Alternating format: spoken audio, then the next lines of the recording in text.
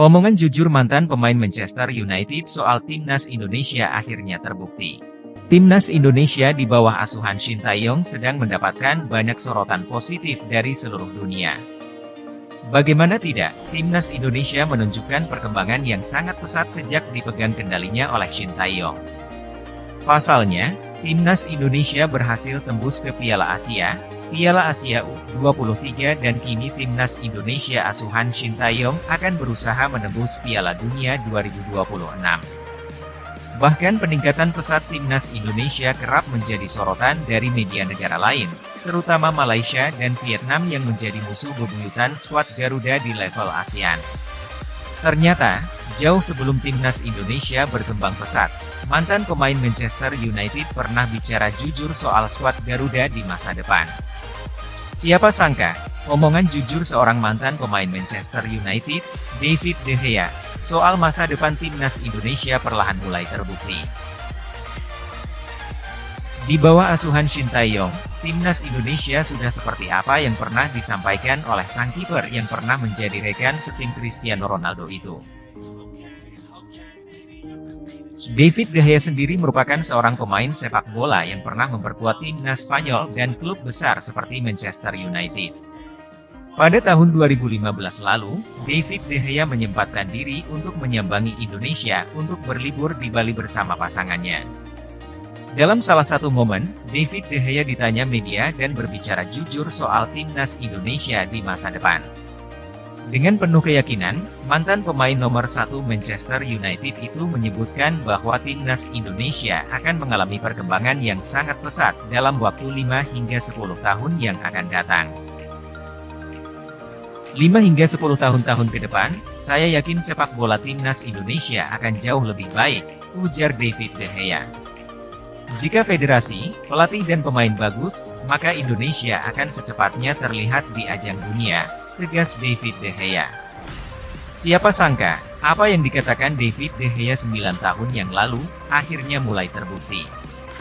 9 tahun berselang sejak David De Gea mengucapkan perkataannya, Timnas Indonesia mulai mengalami perkembangan pesat. Bahkan kini Timnas Indonesia menjadi lawan yang sangat dipertimbangkan oleh lawan-lawannya, terutama di level ASEAN. Sandy Walsh PD Timnas Indonesia bisa kalahkan Irak di kualifikasi Piala Dunia 2026. Pemain keturunan Timnas Indonesia, Sandy Walsh percaya diri menatap kualifikasi Piala Dunia 2026 zona Asia. Irak akan jadi lawan pertama Timnas Indonesia pada putaran kedua kualifikasi Piala Dunia 2026 zona Asia Grup F. Duel tersebut bakal digelar Kamis, 16 November 2023, di kandang Irak, Basra International Stadium. Kemenangan atas Irak sangat penting buat Timnas Indonesia, sebab itu bisa mengangkat mental dan motivasi skuad Garuda menatap laga selanjutnya. Ini adalah pertandingan pertama kami di putaran kedua, terpenting adalah mengunci kemenangan di laga melawan Irak, ujar Sandy Walsh. Sandy Walsh pun tak mempersoalkan sejarah mentereng Irak sebagai tim kuat di Asia.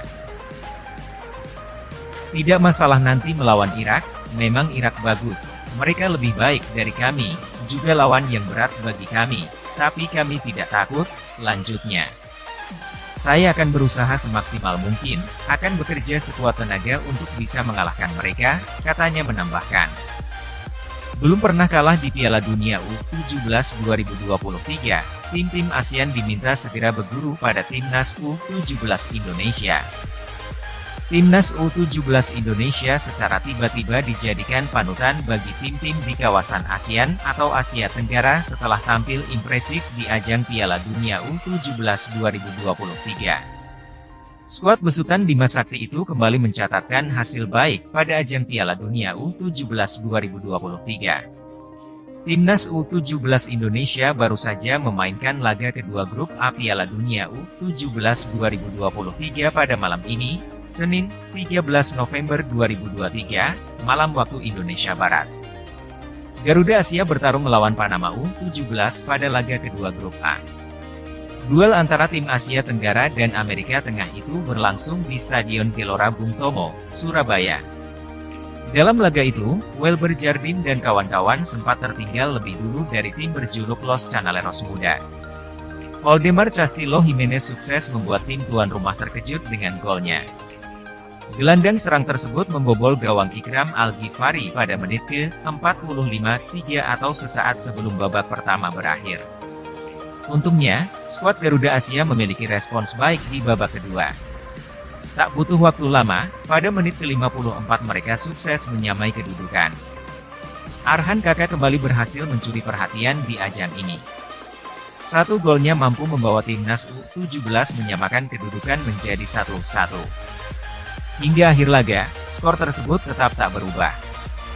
Hasil ini membuat timnas U17 Indonesia belum pernah merasakan kekalahan di ajang Piala Dunia U17 2023. Catatan itu jelas menarik perhatian penggemar sepak bola terutama di Indonesia dan kawasan Asia Tenggara atau ASEAN. Sebagai contoh, salah satu media Vietnam yakni Soha menyoroti aksi Garuda di dua laga terakhir kontra Ekuador dan Panama. Dalam laporannya, Soha menjelaskan bahwa Ekuador dan Panama berada di top 50 ranking FIFA. Sementara Indonesia hanya menempati peringkat ke-145 dunia FIFA. Media Vietnam itu juga sadar bahwa skuad kedua tim Amerika Selatan dan Amerika Tengah itu tak main-main. Mereka masing-masing membawa para pemain terbaiknya untuk bermain di ajang ini. Oleh sebab itu, keberhasilan Indonesia menahan dua tim benua Amerika itu dirasa layak mendapat pujian. Sebab, Amar Brerkik dan kawan-kawan dirasa sudah membanggakan penggemar sepak bola ASEAN.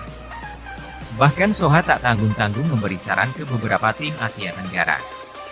Tim-tim seperti Thailand, Vietnam, Malaysia, Filipina, Singapura, DLL diminta untuk segera belajar dari timnas U17 Indonesia.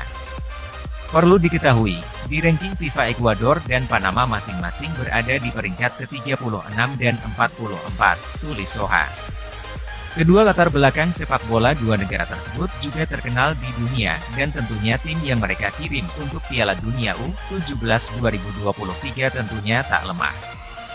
Maka fakta bahwa timnas U17 Indonesia berturut-turut bermain imbang dengan dua musuh kuatnya tak hanya menjadi kejutan kecil. Tapi ini menjadi sebuah kebanggaan, mereka patut dipuji dan dijadikan pembelajaran bagi sepak bola usia muda Asia Tenggara, tutup mereka.